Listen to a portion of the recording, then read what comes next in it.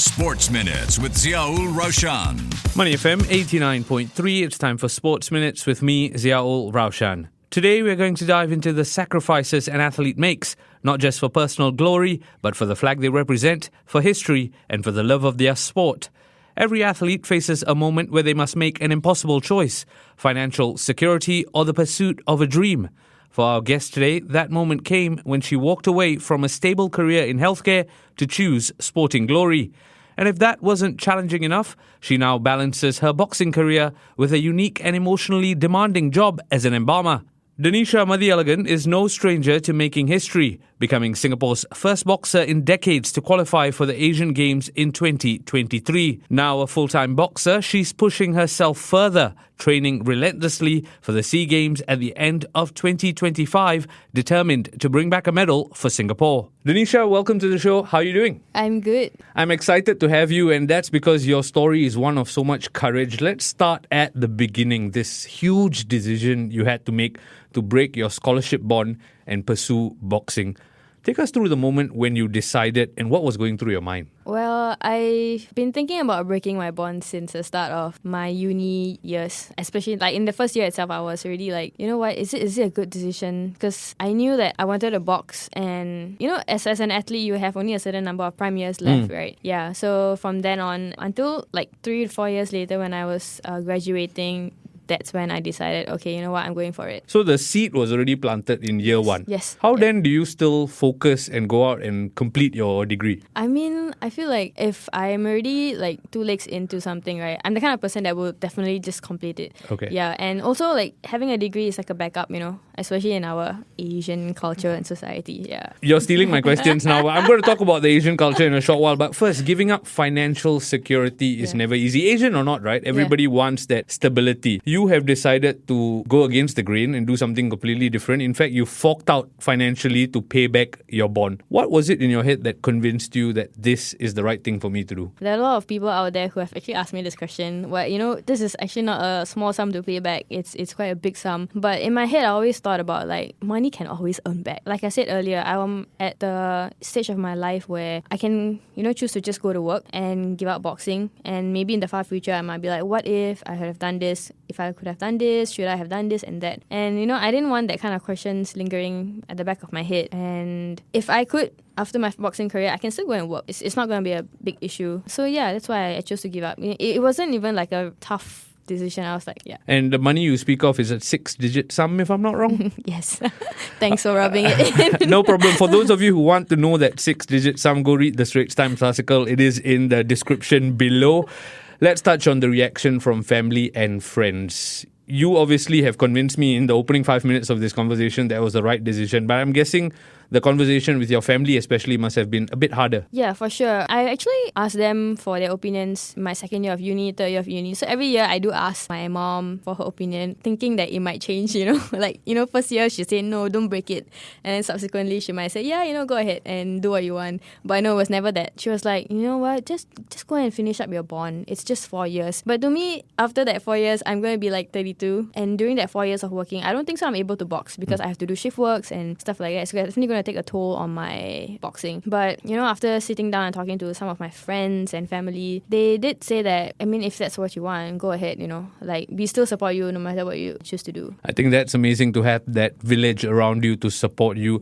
You talked about the Asian household, right? Above and beyond you choosing to pursue pro sports, you've chosen to do that in boxing, which is very un-Asian, and from one Indian to another, very un-Indian as well. Was there a difficulty in convincing your family that this is what you wanted to do? For sure. I mean, coming from an Indian household, the first thing my mom said that she's like, who's going to marry you if you're going to get bruises and whatever knots on your face? And then I was like, is that really the concern? But initially I started off as like, you know, it's just going to be for fitness and stuff like that. I mean, it wasn't actually that the case. But like, that's why I told her to convince her to let me box. Slowly after a while, you know, you just show them that it's perfectly fine. It's not a sport that is going to injure you. It's safe. You know, there are people out there who are looking out for each other and stuff like that. And eventually eventually she was okay, she was supportive. She still doesn't watch my fights because I don't think so she can bear to see her kid getting hit and stuff. But she does support me in other ways lah. Auntie, if you're listening to this, you got nothing to worry about. I think Danisha knows exactly what she's doing, and she would love it if you were to watch her fights and support her as well. We talked about it in the introduction, your job now as a freelance embalmer together with being a full-time boxer. Before we talk about the full-time boxing part, an embalmer is yet another unique choice of career. Must be emotionally taxing, no? I beg to differ. Actually, it's more physically taxing than emotionally taxing because we are dealing with dead weight and it can get quite physical trying to like wear clothing for auntie or uncle and stuff like that. Emotionally, because, well, I don't know that person. I don't know that auntie or uncle, so I don't have any emotional connection. So, like I said, it's more physical than emotional. And in terms of this freelance career you've chosen, how does it give you the flexibility to continue full-time boxing? Yeah, so with this freelance gig, I have a team that I work with, and we have sort of arranged a schedule where I'm able to train in the mornings and evenings, and in the middle of the day, I get to take on cases depending on whether there are people to embalm.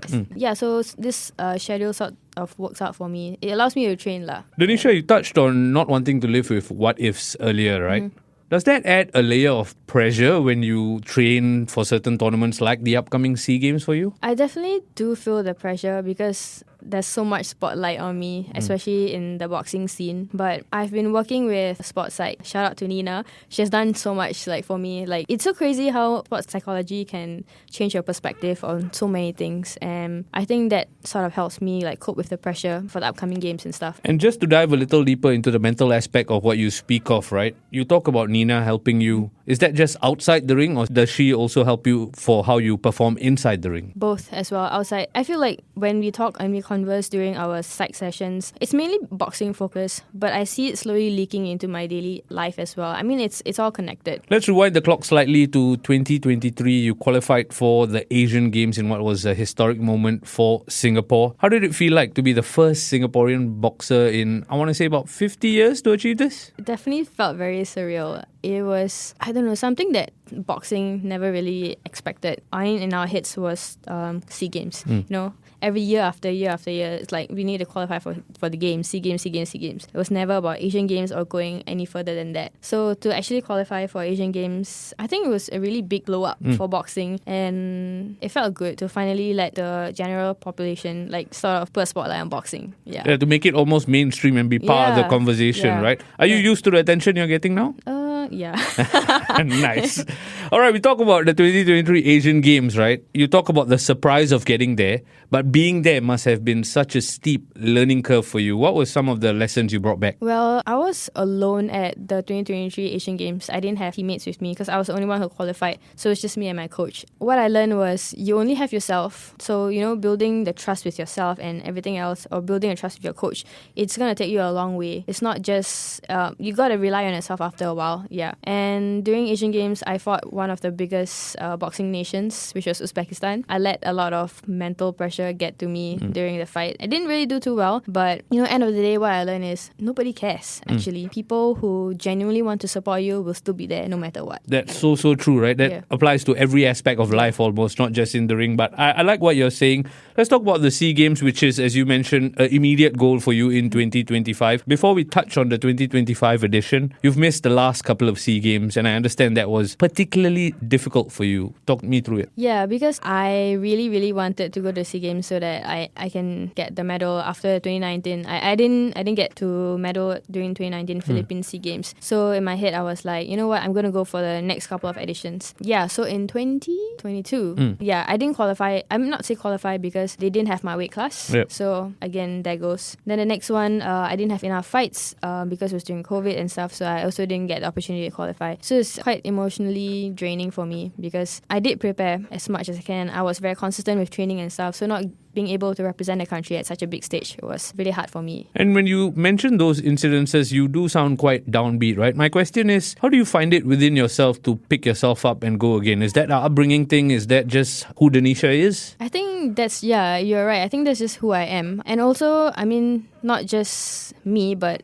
the people around me, my friends, my boxing friends, they're all very consistent and supportive of anything that I do. And they're always around. Like, they're just a phone call away, a text away. And these people do definitely help me come back to training, you know. Honestly, I feel very happy when I box. That's the happiest I'm always. I love to hear that. And I think it's so important that you give us the background, because more often than not, even I'm guilty of it. We just watch an athlete for their event alone. We don't realize how much goes into making that event, right? Let's talk about 2025, which is what you're working towards. You've decided to drop weight class. Can you make sense of it? Because it seems quite technical for me. 48 kilos? Okay, well, before Asian Games and the whole like journey to try and qualify for Olympics, I was actually fighting at 48 kilos. So just for Olympics, I decided to go up to 50 because they didn't have 48 kilo as a weight class. And then so I've been fighting at 50 for about a year and a half already. And I walk at a heavier weight right now. And I feel stronger, bigger, much more powerful. And I spoke to my coach and he was like, you know what, it's actually a great choice to go back down to 48 because you can still retain that power with proper SNC and stuff. So hence the choice to go back down to 48 because I'll be stronger. Sorry, what's SNC? Strength and conditioning. Okay. Yeah. Buzzwords in the boxing lingo that I'm not clearly aware of. All right, you talked about dropping weight class. Seems to be a calculated decision to extract the best out of you. Part of your adventures in recent times have been the World Boxing Cup as well, and you achieved a silver medal there. And again, we talk about recognition that added to your recognition, right? How fulfilling was it to go out there and get that medal? Oh, it felt great. Yet I felt like I was, like an imposter because I never really medaled at such a big event, a big stage before. So it was a bit of a weird feeling. I mean, I was still really, really, really happy to get that. And it's only a sign for me to say that, hey, you actually are good enough for the world stage. Just keep putting in the work and stuff. Yeah, so it's more reassuring. So exactly, like you say, that gives you confidence almost, right? Heading into the year. Have you now shifted your mindset in terms of an imposter syndrome to this is where I belong syndrome? Yes, especially after the World Boxing Cup in Mongolia. After a silver medal, I got to go to Sheffield and over there almost got a bronze as well. So it's not like a one-time luck thing, So that definitely boosted my confidence for sure for the upcoming games. And speaking of confidence, you've mentioned your coach a couple of times. I'm guessing he gives you a lot of confidence as well because in that article with the Straits Times, he sort of heaped pressure on you by saying, yep, Danisha is going to go out to the SEA Games and get us a goal, us being Singapore. Does that add pressure to you? A little bit. He says all sorts of things. I think he only means good. But yes, it does add a little bit of pressure. But like I said, I was working with Nina. I am still working with Nina. And that definitely helps me take away a lot of pressure from coaches, friends, family, the general population. Yeah. At the end of the day, he is who I trust the most. He's at the corner of my ring. He's controlling me. So yeah, I have nothing against it. Yeah. And from now till the year-end SEA Games, how rigorous is your training schedule to gear you up and make you in prime condition to compete? Well, for now, I do train twice a day for about 4 to 5 days a week. And one of the days just once. The other day is a rest day. We're trying to get as many fights as I can before the games in December. And training has always been rigorous. So yeah, it's not about always grinding and putting the hard work. You got to work smart as well. Yeah. And Danisha, looking beyond the SEA Games, you've made the ultimate sacrifice this year to break your bond and pursue it fully, right? But looking beyond the SEA Games, what are some of your ultimate ambitions? Beyond the SEA Games, well, I really want to actually qualify for the Olympics in 2028 LA. That's my biggest goal, so I can get it tattooed on my hand. How nice. The Olympic symbol. And also it will be a big boost for boxing. I always wanted to put boxing out there in the maps. That's the biggest goal of my entire boxing career because it has done so much for me. And if outside of boxing, I really love working with the dead. I'm a morbid person, so I want to build a career in that. Yeah. Just coming back to the SEA Games and this ambition, you scream ambition when you speak about your Olympic dream, right? For the SEA Games, have you mentally already manifested and pictured winning the gold medal? Can you talk me through that moment if you have? I actually do have. Yeah. Oh my God, this is a bit crazy. So sometimes when I do take the shower and then I standing under hot water, I do think about when they raise my hand finally, just drop down on my knees and go yes. Yeah.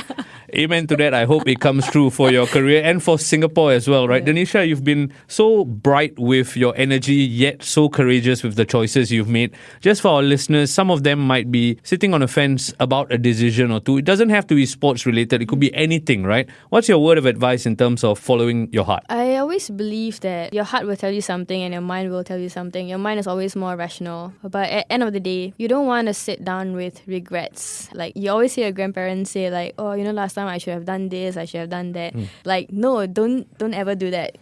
Just go with what your heart says. But obviously, don't be so crazy about it. Yeah, so don't ever have that, I should have done this, I could have done this, I would have done this. Just go for it. And always have a group of people that will be willing to support you no matter what. That's really, really important. That's absolutely great advice, and I hope the listeners heed it. I will in all the choices I make here on FOF. We've been speaking to Danisha Mathialagan, a boxer who is representing Team Singapore at the upcoming SEA Games. Danisha, we wish you all the best on the road to the SEA Games. Thank you so much. Sports Minutes on Money FM 89.3.